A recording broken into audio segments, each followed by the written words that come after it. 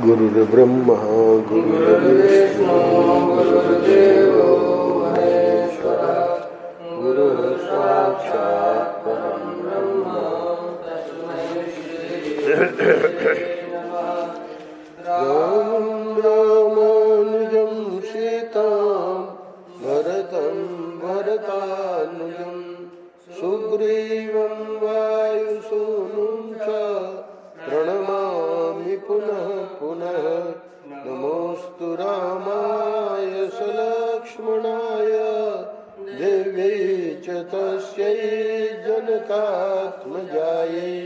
नमोऽस्तु दिव्येन्द्रयमानिलेभ्यो नमोऽस्तु चन्द्रार्कमरुद्गणेभ्यः।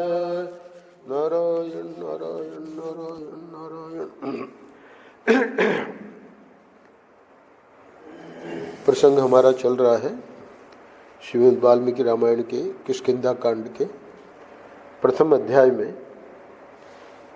अभी भगवान राम और लक्ष्मण पहुंचे नहीं हैं। सुग्रीव से मित्रता करने के लिए कबंध ने कहा था, तो अब रास्ते का वर्णन हो रहा है। रास्ते में जो वृक्षावली और बड़ा मनोहर, विशेष रूप से पंपा सरोवर का बड़ा विस्तार में वर्णन किया है वाल्मीकि जी ने। कहते हैं भगवान राम लक्ष्मण को, हे सुमित्रा नंदन, नाना प्रकार के विहंगमों के कलरवों से गूंजता हुआ यह वसंत का समय सीता से बिछड़े हुए मेरे लिए शोक को बढ़ाने वाला हो गया है। वियोग के शोक से तो मैं पीड़ित हूं ही, यह सीता विषयक अनुराग मुझे और भी संताप दे रहा है। कोकिल बड़े हर्ष के साथ कलनाद करता हुआ मानो मुझे ललकार रहा है। वन के रमणीय झरने के निकट बड़े हर्ष के साथ बोलता हुआ यह जल कुक्कुट सीता से मिलने की इच्छा वाले मुझ राम को शोक मग्न किए देता है।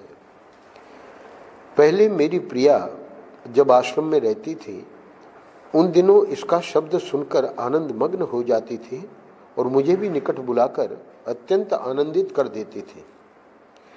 28वें श्लोक में, इस पंपा के तट पर यहाँ झुंड के झुंड पक्षी आनंद मग्न होकर चहक रहे हैं। जल कुक्कुटों के रति संबंधी कूजन तथा नर कोकिलों के कलनाद के ब्याज से मानो ये वृक्ष ही मधुर बोली बोलते हैं और मेरी अनंग वेदना को उद्दीप्त कर रहे हैं। 30वें श्लोक में, हे सुमित्रा नंदन, यदि मैं सूक्ष्म बरौनियों और सुंदर केशों वाली मधुर भाषणी सीता को न देख सका तो मुझे इस जीवन से कोई प्रयोजन नहीं है। वसंत ऋतु में वन की शोभा बड़ी मनोहर हो जाती है। इसकी सीमा में सब ओर कोयल की मधुर कूक सुनाई पड़ती है। मेरी प्रिया सीता को यह समय बड़ा ही प्रिय लगता था। अनंग वेदना से उत्पन्न हुई शोकाग्नि वसंत ऋतु के गुणों का ईंधन पाकर बढ़ गई है। जान पड़ता है यह मुझे शीघ्र ही अविलंब जला देगी। अपनी इस प्रियतमा पत्नी को मैं नहीं देख पाता हूँ और इन मनोहर वृक्षों को देख रहा हूँ, इसलिए मेरा यह अनंग ज्वर अब और बढ़ जाएगा। विदेह नंदिनी सीता यहाँ मुझे नहीं दिखाई दे रही है, इसलिए मेरा शोक बढ़ाती है तथा मंद मलयानिल के द्वारा स्वेद संसर्ग का निवारण करने वाला यह वसंत भी मेरे शोक की वृद्धि कर रहा है। हे सुमित्रा कुमार, मृगनयनी सीता चिंता और शोक के बलपूर्वक पीड़ित किए गए मुझ राम को और भी संताप दे रही है। साथ ही यह वन में बहने वाली चैत्र मास की वायु भी मुझे पीड़ा दे रही है। 41-42 श्लोक में, फूलों से भरे हुए इस चैत्र मास में सीता के बिना यहाँ निवास करना मेरे लिए अत्यंत दुस्सह है। हे लक्ष्मण, देखो तो सही, पशु योनि में पड़े हुए प्राणियों में भी परस्पर कितना अधिक अनुराग है। इस समय यह मोरनी काम भाव से अपने स्वामी के सामने उपस्थित हुई।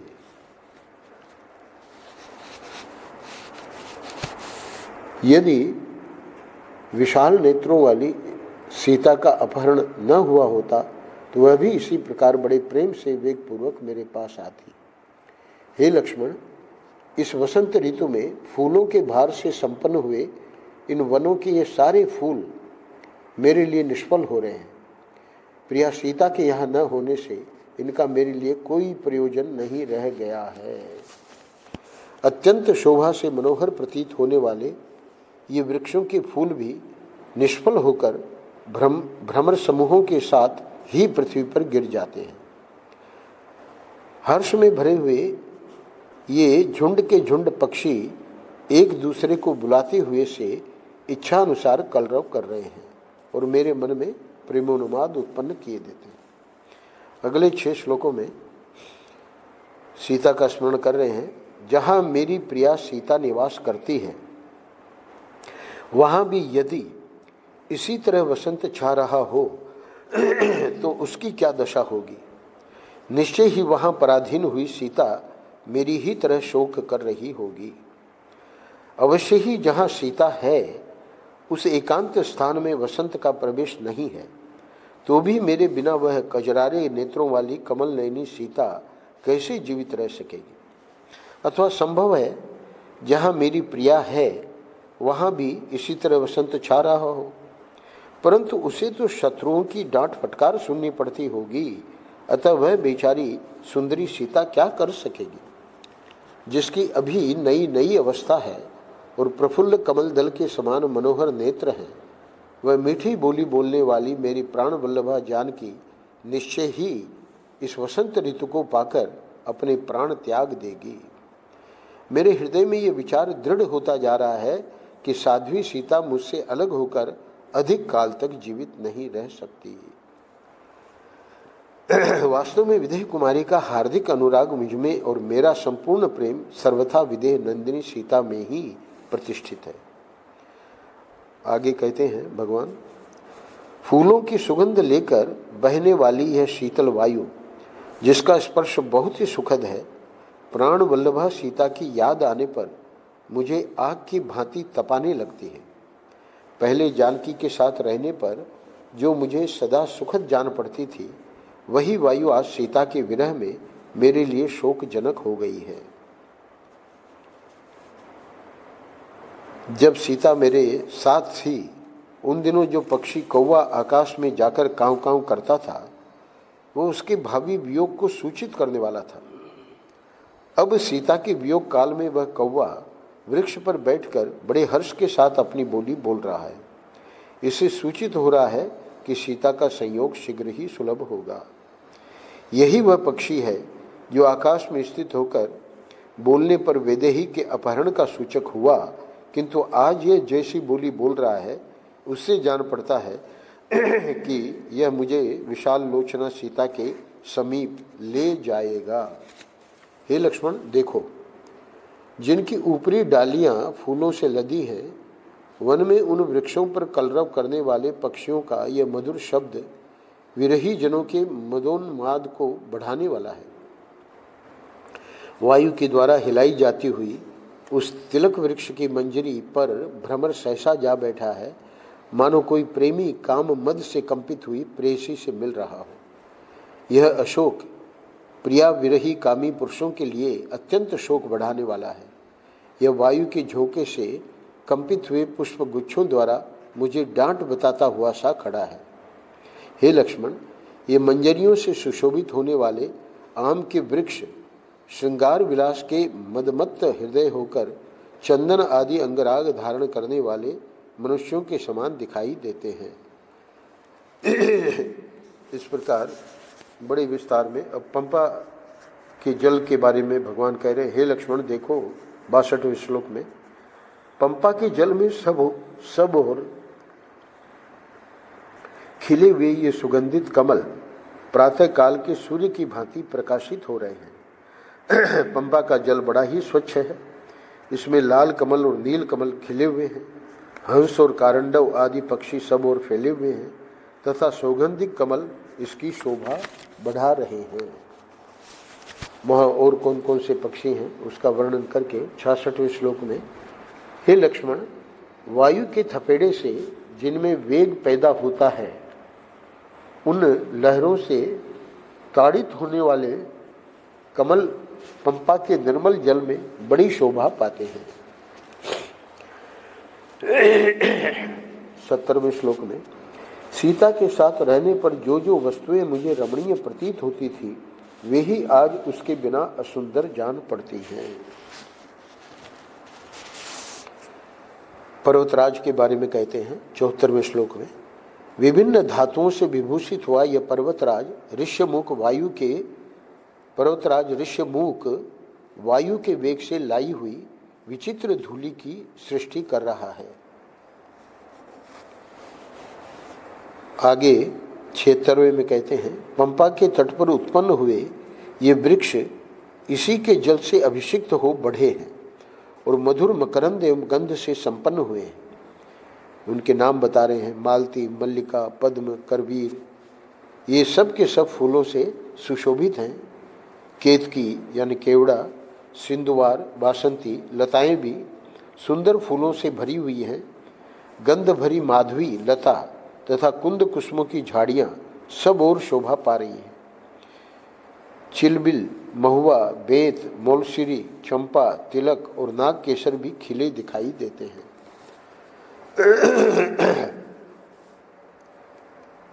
83 नंबर श्लोक में, हे सुमित्रा नंदन, जिनके अग्रभाग फूलों से भरे हुए हैं, उन लता वल्लरियों से लिपटे हुए पंपा के इन मनोहर और बहुसंख्यक वृक्षों को तो तुम देखो, वे सब के सब यहाँ फूलों के भार से लदे हुए हैं।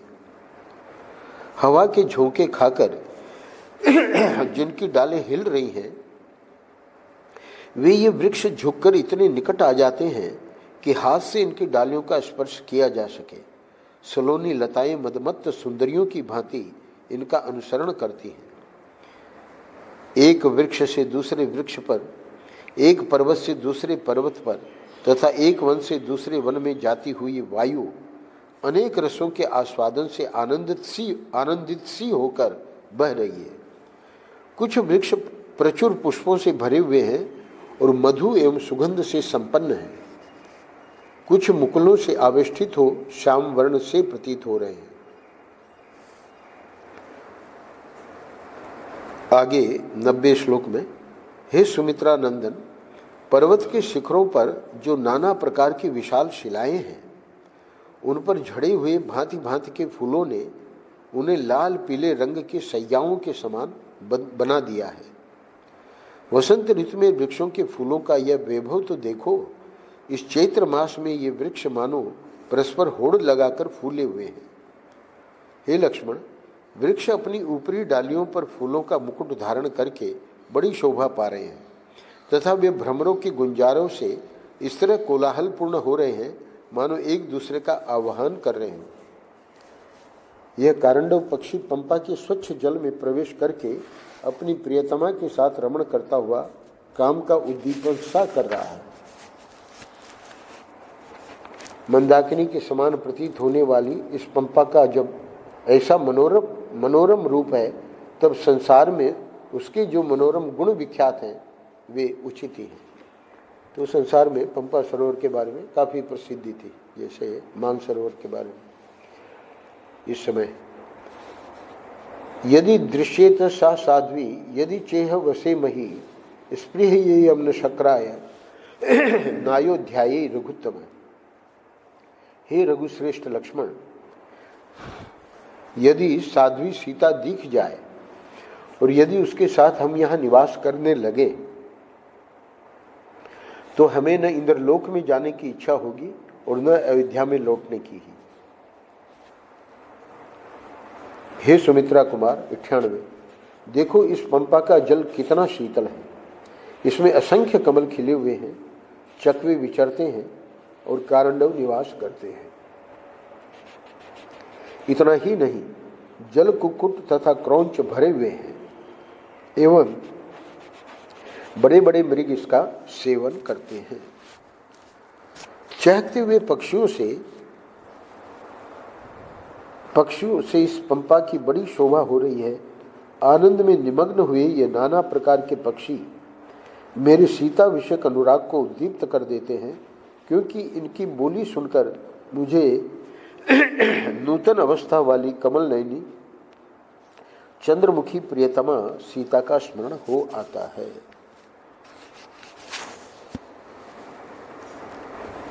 हे सुमित्रा नंदन 103, यदि सुमध्यमा सीता मेरे साथ रहकर इस पंपा सरोवर के तट पर सुखद समीर का सेवन कर सके तो मैं निश्चय ही जीवित रह सकता हूं। कहते हैं 106, हे लक्ष्मण, धर्म के जानने वाले सत्यवादी राजा जनक जब जन समुदाय में बैठकर मुझसे सीता का कुशल समाचार पूछेंगे, उस समय मैं उन्हें क्या उत्तर दूंगा?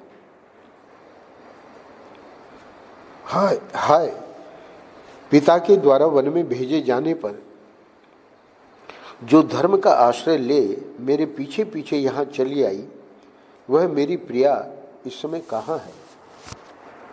हे लक्ष्मण, जिसने राज्य से वंचित हो और हताश हो जाने पर भी मेरा साथ नहीं छोड़ा, मेरा ही अनुसरण किया, उसके बिना अत्यंत दीन होकर मैं कैसे जीवन धारण करूंगा?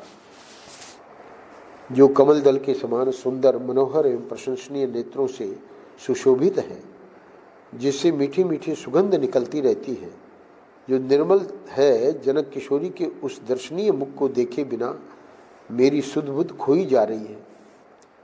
वैदेही के द्वारा कभी हंसकर और कभी मुस्कुराकर कही हुई वे मधुर, हितकर एवं लाभदायक बातें, जिनकी कहीं तुलना नहीं है, मुझे अब कब सुनने को मिलेंगी? 16 वर्ष की सी अवस्था वाली साध्वी सीता यद्यपि वन में आकर कष्ट उठा रही थी, तथापि जब मुझे अनंग वेदना या मानसिक कष्ट से पीड़ित देखती, तब मानो उसका अपना सारा दुख नष्ट हो गया हो, इस प्रकार प्रसन्न सी होकर मेरी पीड़ा दूर करने के लिए अच्छी अच्छी बातें करने लगती थी। हे राजकुमार, अयोध्या में चलने पर जब मनस्विनी माता कौशल्या पूछेंगी कि मेरी बहू रानी कहाँ है, तो मैं उन्हें क्या उत्तर दूंगा? अब 113, 114 में कहते हैं, हे लक्ष्मण, तुम जाओ, भ्रातृवत्सल भरत से मिलो, मैं तो जनक नंदिनी सीता के बिना जीवित नहीं रह सकता। इस प्रकार महात्मा श्री राम को अनाथ की भांति विलाप करते देख भाई लक्ष्मण ने युक्ति युक्त एवं निर्दोष वाणी में कहा। अब यहाँ से लक्ष्मण बोलते हैं, क्योंकि उनको कहा कि तुम जाओ, तब लक्ष्मण ने कहा, हे पुरुषोत्तम श्री राम, आपका भला हो, आप अपने को संभालिए, शोक न कीजिए। आप जैसे पुण्यात्मा पुरुषों की बुद्धि उत्साह शून्य नहीं होती। स्वजनों के अवश्यम भावी वियोग का दुख सभी को सहना पड़ता है। इस बात को स्मरण करके अपने प्रिय जनों के प्रति अधिक स्नेह, आसक्ति को त्याग दीजिए, क्योंकि जल आदि से भीगी हुई बत्ती भी अधिक स्नेह यानी तेल में डुबो दी जाने पर जलने लगती है। हे तात रघुनंदन, यदि रावण पाताल में या उससे भी अधिक दूर चला जाए तो भी वह अब किसी तरह जीवित नहीं रह सकता। पहले उस पापी राक्षस का पता लगाइए, फिर या तो वह सीता को वापस करेगा या अपने प्राणों से हाथ धो बैठेगा। रावण यदि सीता को साथ लेकर दिति के गर्भ में जाकर छिप जाए तो भी यदि मिथिलेश कुमारी को लौटा न देगा तो मैं वहां भी उसे मार डालूंगा। अतः हे आर्य, आप कल्याणकारी धैर्य को अपनाइए। वह दीनतापूर्ण विचार त्याग दीजिए। जिनका प्रयत्न और धन नष्ट हो गया है, वे पुरुष यदि उत्साहपूर्वक उद्योग न करें तो उन्हें उस अभिष्ट अर्थ की प्राप्ति नहीं हो सकती। हे भैया, उत्साह ही बलवान होता है। उत्साह से बढ़कर दूसरा ओम नमो नारायण।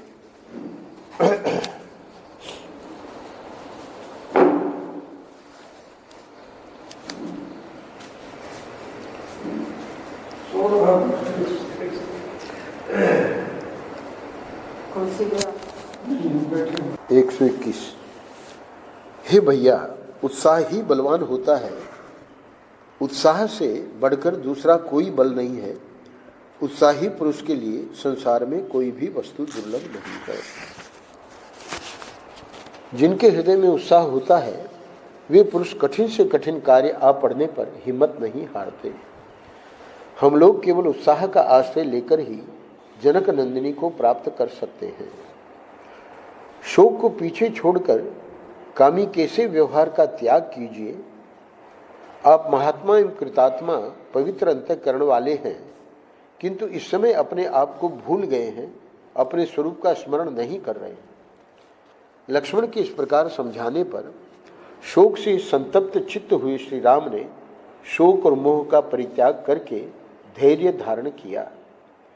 तदनंतर शांत स्वरूप अचिंत्य पराक्रमी श्री रामचंद्र जी, जिसके तटवर्ती वृक्ष वायु की झोंकी खाकर झूम रहे थे, उस परम सुंदर रमणीय पंपा सरोवर को लांघ कर आगे बढ़े। सीता के स्मरण से जिनका चित्त उद्विग्न हो गया था, अतएव जो दुख में डूबे हुए थे, वे महात्मा श्री राम लक्ष्मण की कही हुई बातों पर विचार करके सहसा सावधान हो गए और झरनों तथा कंदराओं सहित उस संपूर्ण वन का निरीक्षण करते हुए वहां से आगे को प्रस्थित हुए। मतवाले हाथी के समान विलासपूर्ण गति से चलने वाले शांत चित्त महात्मा लक्ष्मण आगे आगे चलते हुए श्री रघुनाथ जी की उनके अनुकूल चेष्टा करते धर्म और बल के द्वारा रक्षा करने लगे। ऋषिमुख पर्वत के समीप विचरने वाले बलवान वानरराज सुग्रीव पंपा के निकट घूम रहे थे। उसी समय उन्होंने उन अद्भुत दर्शनीय वीर श्री राम और लक्ष्मण को देखा। सुग्रीव जी की दृष्टि पड़ी। देखते ही उनके मन में यह भय हो गया कि हो न हो इन्हें मेरे शत्रु वाली ने ही भेजा होगा। फिर तो वे इतने डर गए कि खाने पीने आदि की भी चेष्टा न कर सके। हाथी के समान मंद गति से चलने वाले महामना वानर राज सुग्रीव जो वहां विचर रहे थे, उस समय एक साथ आगे बढ़ते हुए उन दोनों भाइयों को देखकर चिंतित हो उठे। भय के मारे उनका उत्साह नष्ट हो गया। वे महान दुख में पड़ गए। मतंग मुनि का वह आश्रम परम पवित्र एवं सुखदायक था। मुनि के शाप से उसमें वाली का प्रवेश होना कठिन था, इसलिए वह दूसरे वानरों का आश्रय बना हुआ था। उस आश्रम या वन के भीतर सदा ही अनेकानेक शाखा मृग निवास करते थे। उस दिन उन महातेजस्वी श्री राम और लक्ष्मण को देखकर दूसरे वानर भी भयभीत हो आश्रम के भीतर चले गए। यहाँ किष्किंधा कांड का प्रथम अध्याय पूरा होता है। कल हम लोग अब आगे सुग्रीव जी क्या करते हैं इसकी चर्चा करेंगे। स्वामी जी आए हैं तो हम लोग पहले शिव जी की स्तुति कर लें। नारायण नारायण नारायण नारायण।